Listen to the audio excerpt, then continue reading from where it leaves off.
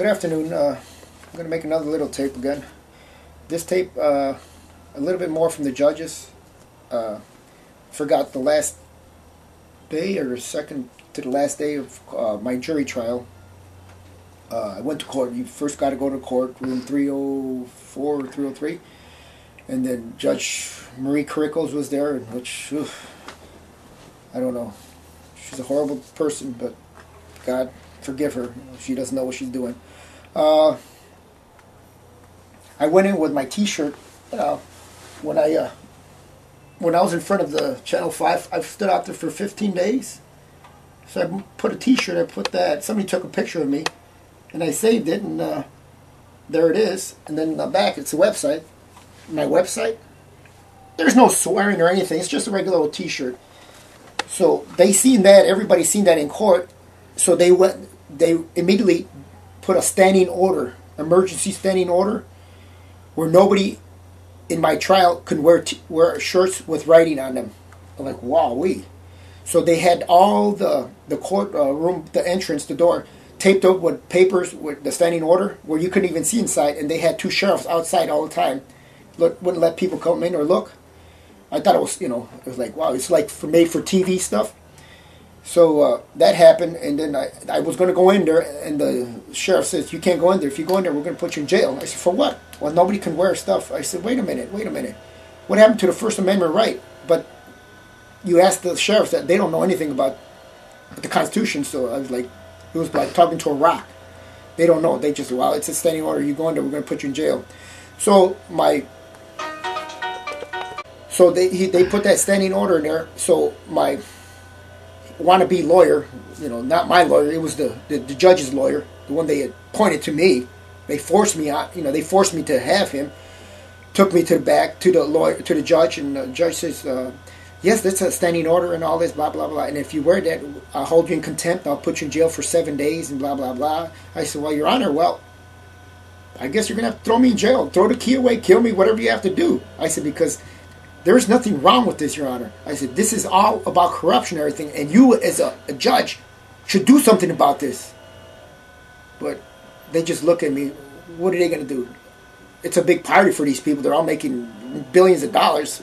Now, who's going to want to stop a party like that? Heck no. But if they only knew God was so close here and watching everything, but they sleep with the devil, so they just went along. But then I started thinking, if I'm in jail, they're going to go ahead without me. So I turned my shirt around and, went along with their little playing thing. Another thing is, every time I went to court, I thought the judge was supposed to be neutral. Every time the state argued and my wannabe lawyer, Stewart, would argue, and they would give us a bad little story, the state, the judge would come in and look in his little book and help them out. I mean, he was nonstop helping them, and I always thought it was supposed to be neutral. That's wrong what you did, Mr. Donnelly. I know it was wrong, but that's why we don't have cameras, video cameras in Illinois, because you guys will get caught up with all your corruption.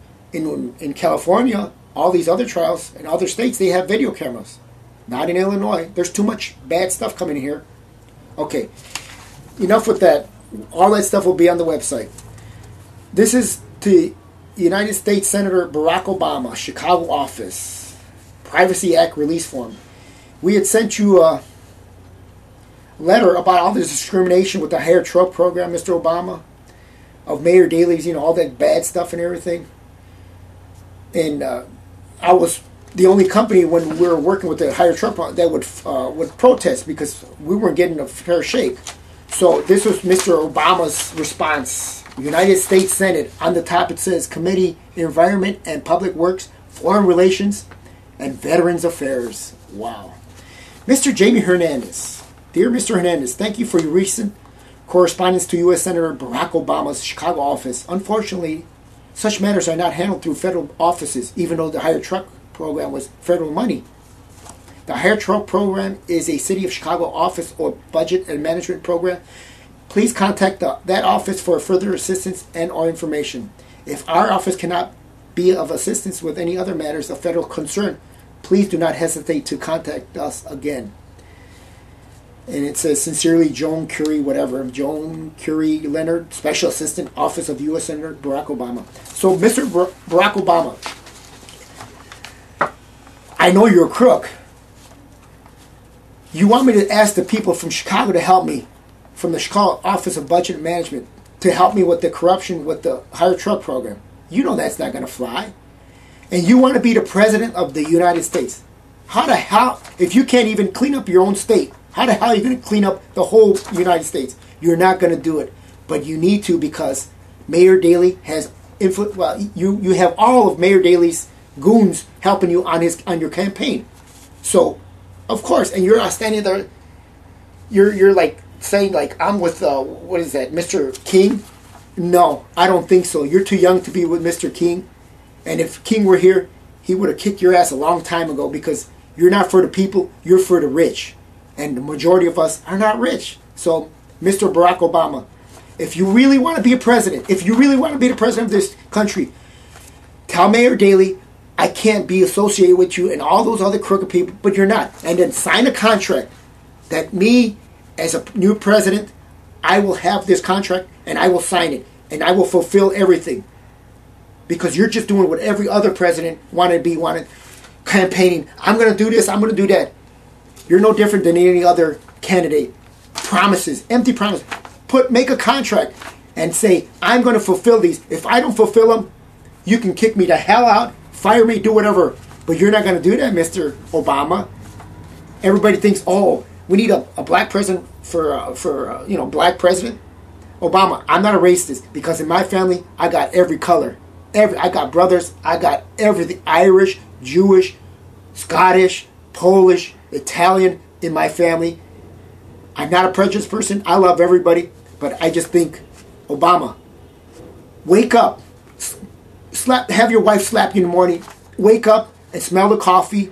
Read the Bible. Any Bible. Because you're just not doing it. Obama, you're bad. Thank you. And there's other stuff. I've asked a lot of people for help with the hired truck program. Okay, my federal case number is 08C0052. And my the one in county court would be 07CH26147. We're going to put all this on the website. How everything we try to do, but you'll never win in these courts, never. One of my first letters, well, I've written a lot of people for all the corruption and everything that goes on here. Here's one from April 27, 2007. Mr. Ralph Nader. When I was a young kid, Mr. Nader, I believed in you. My teachers used to talk to you. Ralph Nader's Raiders. We wrote you a letter. You never contacted us back. Mr. Nader, I hope you don't have a for sale sign in your head. Or maybe you're afraid. I don't know. All the people that are afraid, I call you guys non-Americans. Go back where you came. I don't care where you came from. Just go back and go back.